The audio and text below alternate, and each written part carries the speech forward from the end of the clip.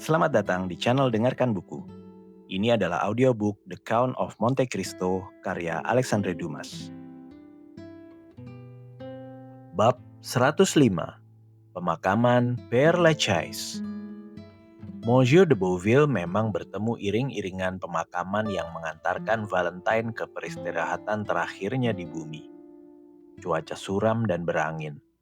Angin dingin menggoyahkan daun-daun kuning yang tersisa di dahan pohon, lalu menebarkannya ke tengah kerumunan yang memadati boulevard. Monsieur de Villefort, seorang Paris sejati, menganggap hanya pemakaman Père Lachaise yang layak menerima jenazah keluarga Paris. Hanya di sanalah jenazah keluarganya akan dikelilingi oleh rekan-rekan yang pantas. Karena itu, ia telah membeli sebuah kubah makam yang cepat terisi oleh anggota keluarganya. Di bagian depan monumen itu terukir, keluarga Saint-Méran dan Villefort. Sesuai keinginan terakhir Rene yang malang, Ibu Valentine. Maka iring-iringan megah itu berangkat dari Faubourg Saint-Honor menuju Père Lachaise. Setelah melintasi Paris, melewati Faubourg du Temple, lalu keluar dari boulevard luar, mereka pun tiba di pemakaman. Lebih dari 50 kereta pribadi mengikuti 20 kereta berkabung. Dan di belakangnya, lebih dari 500 orang bergabung dalam arak-arakan itu dengan berjalan kaki. Kelompok terakhir ini terdiri dari para pemuda yang terpukul seperti disambar petir oleh kematian Valentine, yang, meski musim sedang dingin menusuk, tak sanggup menahan diri untuk memberikan penghormatan terakhir pada gadis cantik, suci, dan memikat yang dipetik sebelum waktunya di puncak masa mudanya. Saat mereka meninggalkan Paris, sebuah kereta dengan 4 kuda terlihat berhenti mendadak. Di dalamnya duduk Monte Cristo. Sang Count turun dari keretanya lalu menyatu dengan kerumunan pejalan kaki. Chateau Renaud segera mengenalinya. Ia pun turun dari kereta kupenya dan mendekati sang Count. Beauchamp melakukan hal yang sama. Sang Count memandang tajam ke sela-sela kerumunan. Ia jelas sedang mencari seseorang, namun pencariannya berakhir sia-sia. "Di mana Morel?" tanyanya. "Apakah salah satu dari kalian tahu di mana dia?" "Kami sudah bertanya hal yang sama," kata Chateau Renaud. "Sebab tak seorang pun di antara kami melihatnya." Sang Count diam, namun terus mengamati sekeliling. Akhirnya mereka tiba di pemakaman. Mata tajam Monte Cristo menyapu semak dan pepohonan, dan segera rasa cemasnya lenyap. Ia melihat sebuah bayangan meluncur di antara pohon cemara, dan seketika mengenali orang yang dicarinya. Di ibu kota megah ini, satu pemakaman hampir tak berbeda dari yang lain. Sosok-sosok berpakaian hitam tersebar di atas jalan-jalan putih yang panjang. Keheningan bumi dan langit hanya terganggu oleh suara ranting-ranting kering yang patah di sekitar monumen. Lalu terdengar nyanyian suram para imam, sesekali disela isak tangis pilu dari seorang wanita yang bersembunyi di balik tumpukan bunga.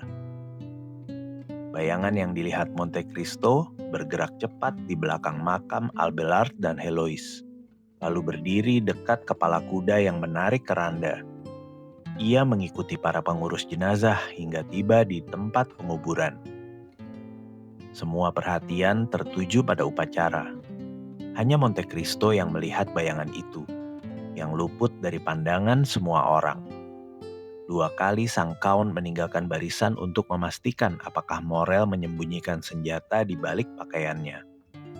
Saat arak-arakan berhenti, bayangan itu terungkap. Morel.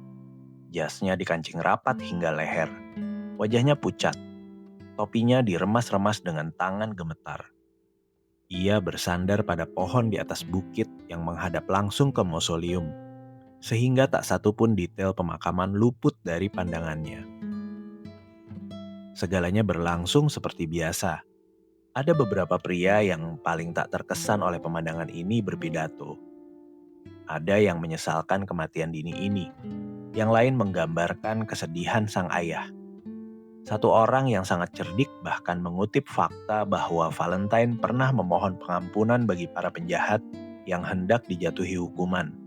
Sampai akhirnya, metafora dan pidato duka mereka habis, variasi panjang atas syair Malherbe untuk Du Perrier.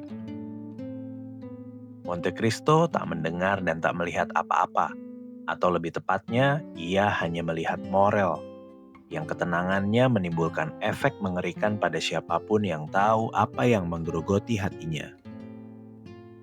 Lihat, kata Beauchamp sambil menunjuk Morel pada Debray. Apa yang dilakukannya di sana? Mereka pun menarik perhatian Chateau Renaud. Alangkah pucatnya dia, kata Chateau Renaud, menggigil. Ia kedinginan, kata Debray. Tidak, jawab Chateau Renaud perlahan. Menurutku ia sedang sangat gelisah. Ia sangat sensitif. Ah, omong kosong, kata Debray. Ia nyaris tak mengenal Mademoiselle de Villefort. Kau sendiri yang mengatakannya. Benar, tapi aku ingat ia menari 3 kali dengannya di pesta Madame de Morcerf. Ingat pesta itu, Count? Saat kau membuat sensasi luar biasa? Tidak, jawab Monte Cristo, tanpa tahu apa atau kepada siapa ia bicara. Begitu fokusnya ia mengawasi Morel yang menahan napas karena emosi. Pidatonya selesai. Selamat tinggal tuan-tuan, kata sang Count dengan tiba-tiba. Lalu ia menghilang, tanpa seorang pun tahu kemana ia pergi. Setelah pemakaman usai, para tamu kembali ke Paris. Chateau Renaud sempat mencari Morel, tapi saat mereka mengawasi kepergian sang Count, Morel sudah meninggalkan tempatnya. Chateau Renaud pun gagal menemukannya, lalu bergabung kembali dengan Debray dan Beauchamp. Monte Cristo bersembunyi di balik makam besar, menunggu kedatangan Morel, yang perlahan mendekati makam yang kini ditinggalkan penonton dan pekerja. Morel memandang sekeliling, namun sebelum pandangannya mencapai tempat Monte Cristo berdiri, sang Count telah maju lebih dekat, masih tak terlihat. Pemuda itu berlutut.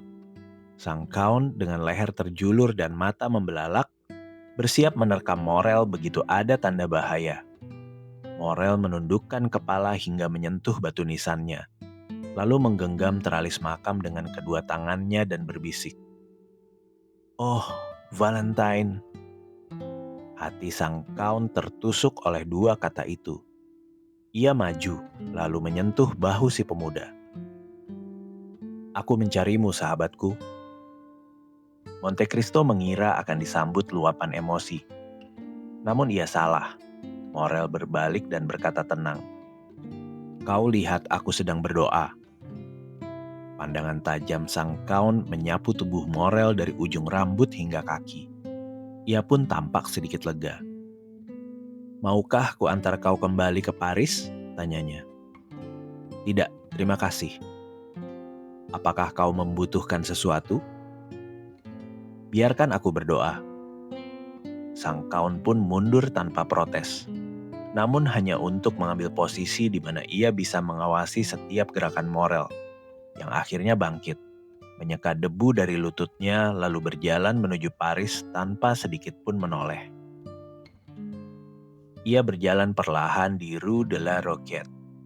Sang Count meninggalkan keretanya, lalu mengikuti dari jarak 100 langkah. Maximilian menyeberangi kanal, lalu memasuki Rue Meslay lewat Boulevard. 5 menit setelah pintu rumah Morel ditutup, pintu itu terbuka lagi. Kali ini untuk sang Count. Julie berdiri di pintu taman mengawasi Penelon yang dengan semangat menjalani profesi barunya sebagai tukang kebun. Sibuk melakukan okulasi mawar bengal. Ah, Count, serunya gembira seperti seluruh anggota keluarga setiap kali sang Count datang ke Rue Meslay. Maximilian baru saja pulang bukan Nyonya? Tanya sang Count. Ya, kurasa kulihat ia lewat, tapi aku panggilkan Emmanuel ya. Maafkan aku Nyonya, aku harus segera naik ke kamar Maximilian.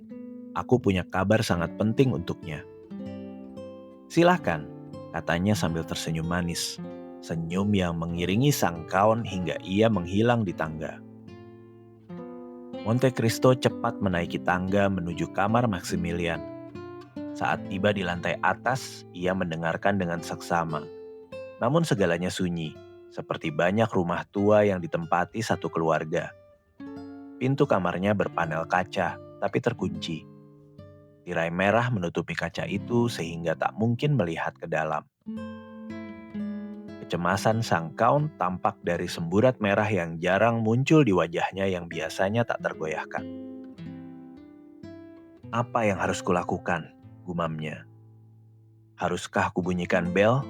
Tidak. Suara bel justru akan mempercepat keputusan orang dalam situasi seperti Maximilian. Dan bel akan diikuti suara yang lebih keras. Monte Cristo gemetar dari ujung rambut hingga kaki. Dengan keputusan secepat kilat, ia memukul panel kaca dengan sikunya. Kaca itu pecah berkeping-keping. Ia menarik tirai dan melihat Morel sedang menulis di meja. Melompat dari kursinya karena suara kaca yang pecah. "Maafkan aku, beribu maaf," kata sang kaun. "Tak ada yang salah, aku hanya terpeleset dan memecahkan kacamu dengan sikuku. Karena sudah terbuka, biarkan aku masuk. Jangan risau, jangan risau." Sambil memasukkan tangan lewat lubang kaca, sang kaun membuka pintu. Morel, yang jelas gelisah, mendekat, bukan untuk menyambut, melainkan untuk mencegahnya masuk. "Mavoy," kata Monte Cristo sambil menggosok sikunya. "Ini salah pelayanmu, tangganya licin seperti kaca." "Kau terluka, Tuan?" tanya Morel dengan dingin. "Kurasa tidak, tapi apa yang sedang kau lakukan? Kau menulis." "Aku?" "Jarimu ternoda tinta." "Ah, benar. Aku sedang menulis. Kadang aku menulis, meski aku tentara." Monte Cristo masuk ke dalam kamar. Maximilian terpaksa membiarkannya lewat, namun mengikutinya dekat-dekat. "Kau menulis?"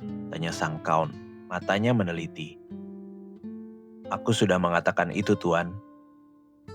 Sang kaun memandang sekeliling. "Pistolmu ada di samping mejamu," katanya sambil menunjuk senjata di atas meja. "Aku akan bepergian jauh," jawab Morel sombong. "Sahabatku," seru Monte Cristo dengan suara lembut. "Tuan?" "Sahabatku Maximilian tersayang, jangan ambil keputusan terburu-buru. Kumohon." "Ambil keputusan terburu-buru?" kata Morel sambil mengangkat bahu. "Apa yang luar biasa dari sebuah perjalanan?" "Maximilian," kata sang kaun, "mari kita lepaskan topeng yang kita pakai. Ketenanganmu yang palsu tak menipuku, seperti kekhawatiranku yang semu tak menipumu. Kau mengerti bukan, bahwa aku melakukan ini, memecahkan kacamu, mengganggu kesendirian sahabat, hanya karena kecemasan nyata, atau lebih tepatnya keyakinan mengerikan Morel? Kau hendak menghancurkan dirimu."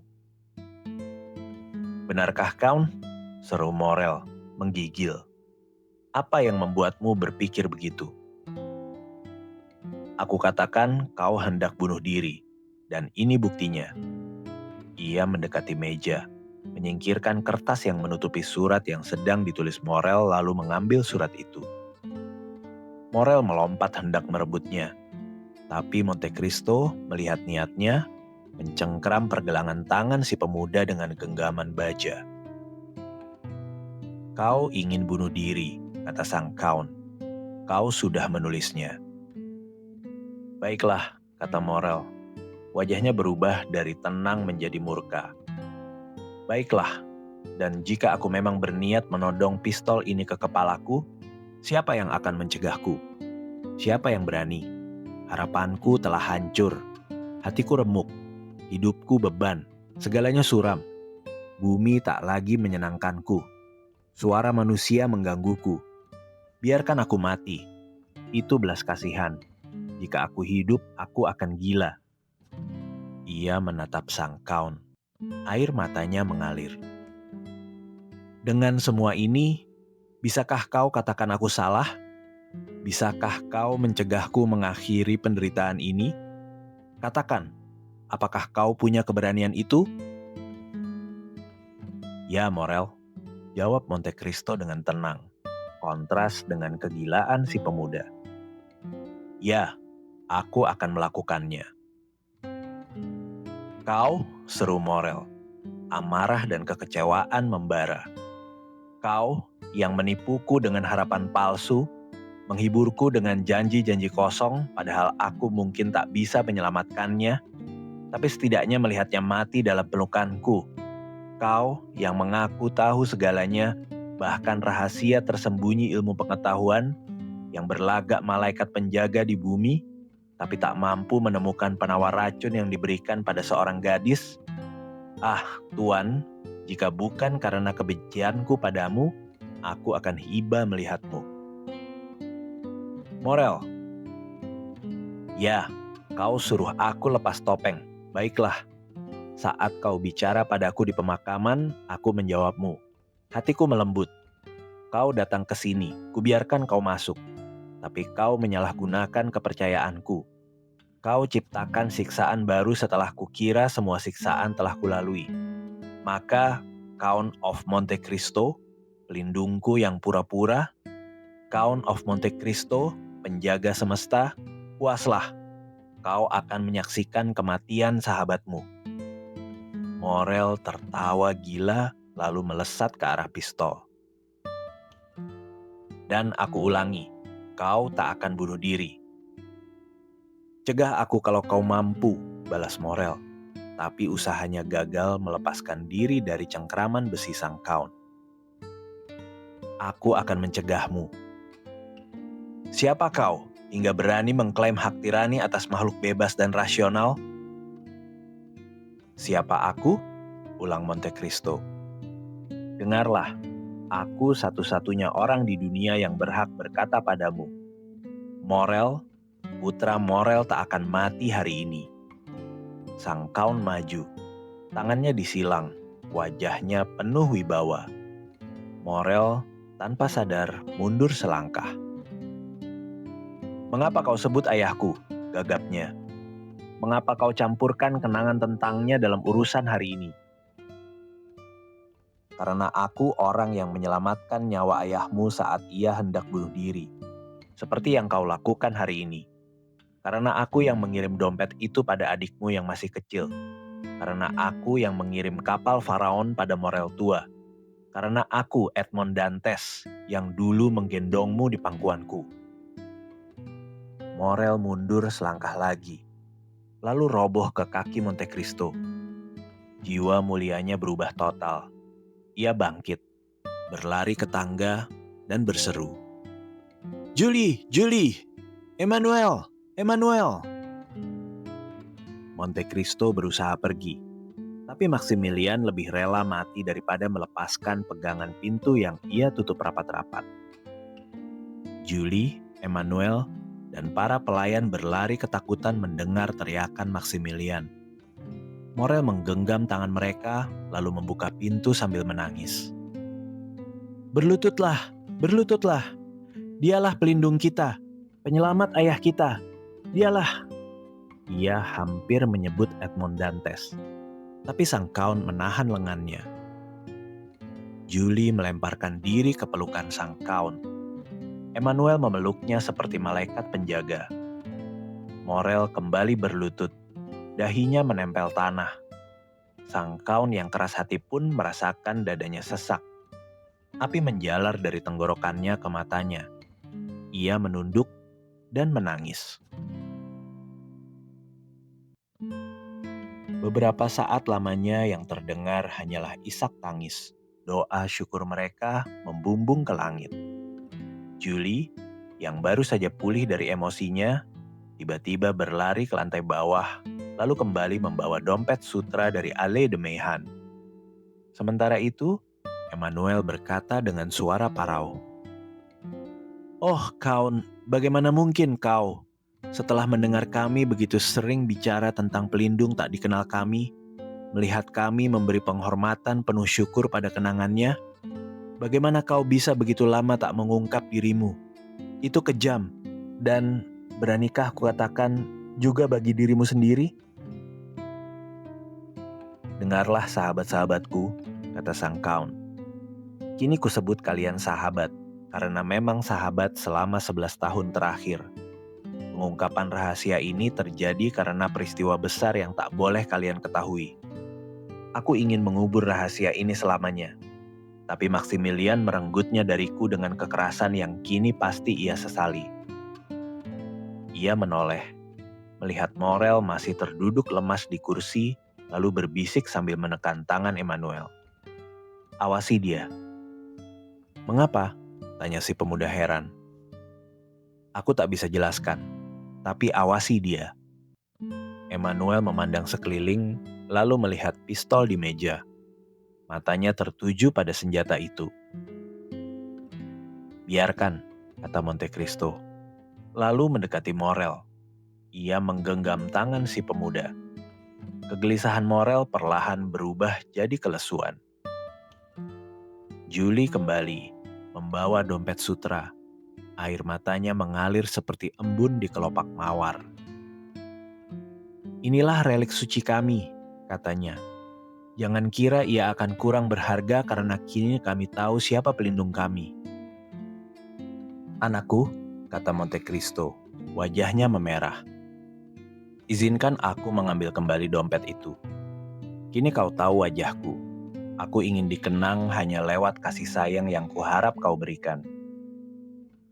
Oh, jangan, pinta Julie, mendekap dompet itu.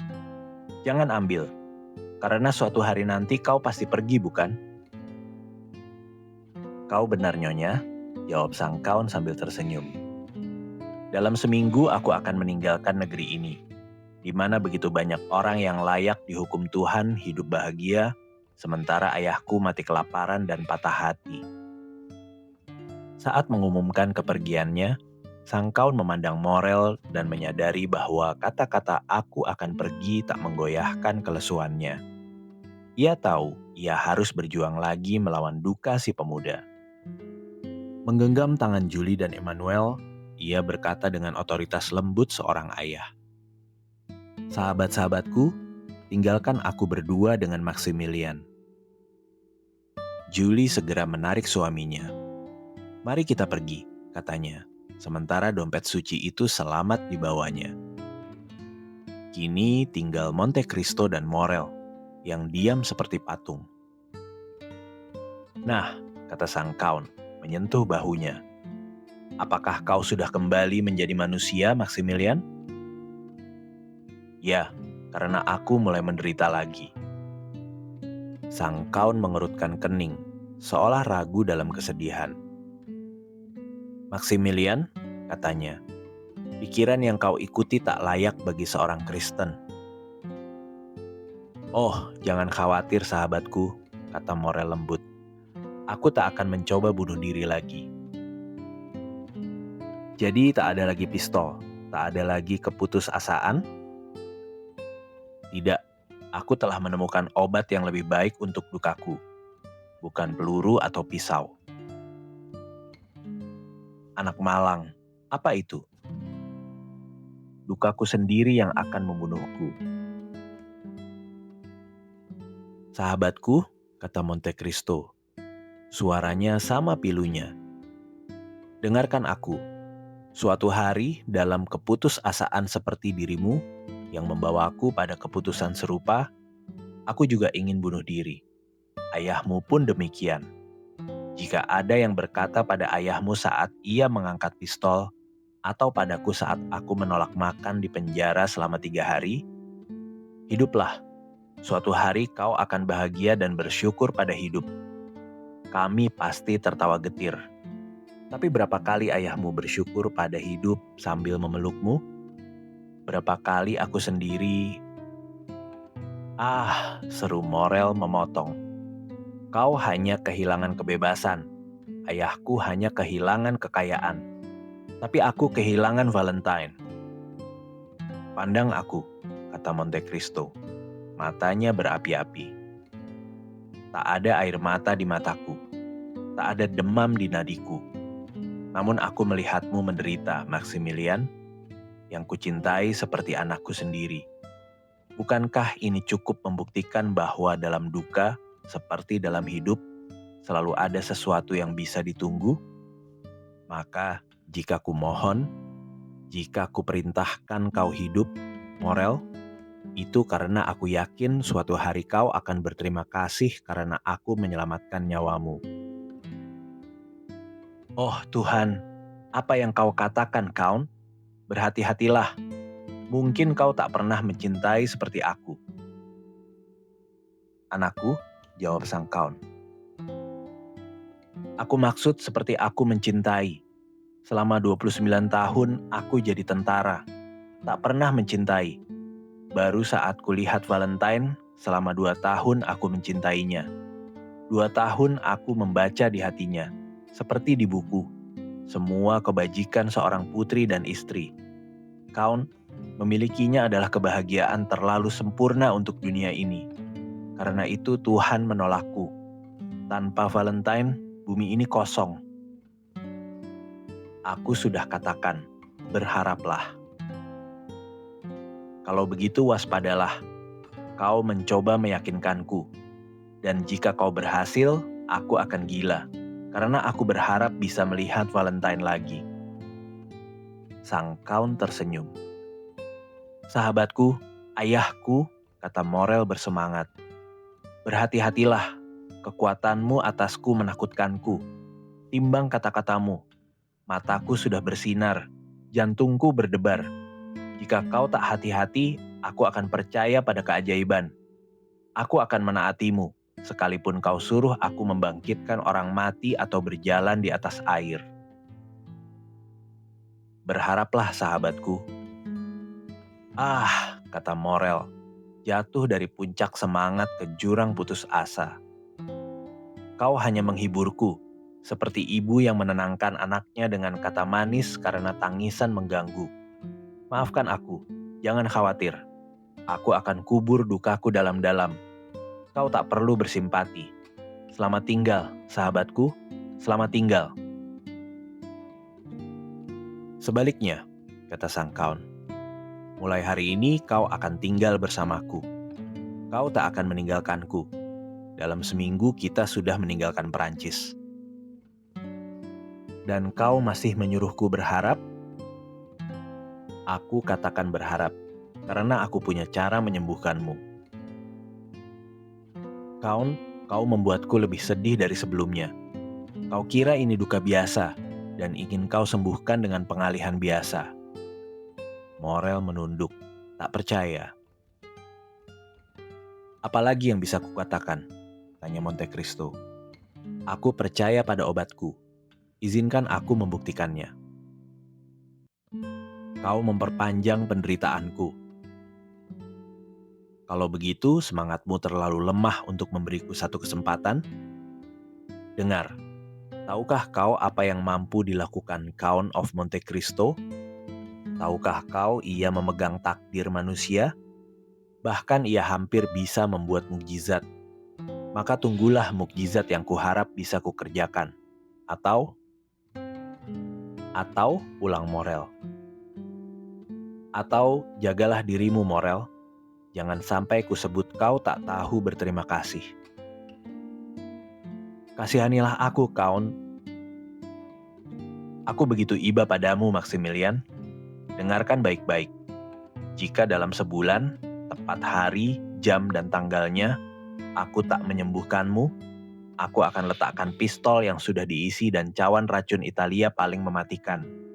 Racun yang lebih cepat daripada yang membunuh Valentine. Kau berjanji? Ya, karena aku manusia yang pernah menderita sepertimu, dan pernah ingin bunuh diri. Bahkan kini, setelah kebahagiaan kembali, aku masih merindukan tidur abadi.